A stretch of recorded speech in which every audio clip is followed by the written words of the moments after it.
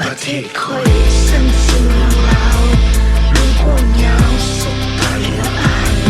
เรื่องของผ่านไหลผ่านทางการ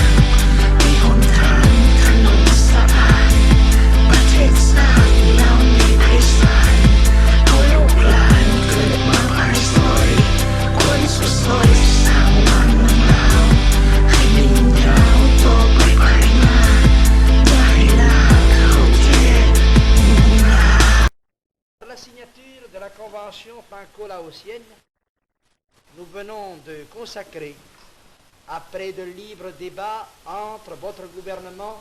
et le gouvernement de la République, votre totale souveraineté, notre libre association, notre commun attachement à l'Union française.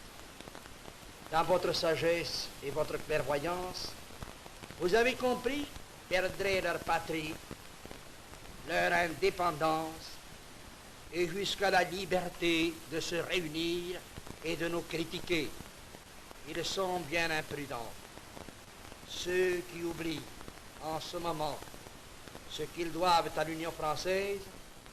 et ceux qui leur manqueraient pour se défendre si demain la France et l'Union française leur faisaient défaut. ธนาคารท่านผู้มีเกียรติทั้งหลายนานได้50 ปีกว่าแล้วบรรพบุรุษของเอาองค์หนึ่งคือพระบาทสมเด็จพระเจ้าอุณคำพระองค์เป็นผู้มอบไว้ในกำมือของประเทศฝรั่งซึ่งท่านปาวีเป็นผู้ต่างหน้าโชคชะตาแห่งราชอาณาจักรลาวซึ่งข่าวนั้นอยู่ในภาวะอันคับขัน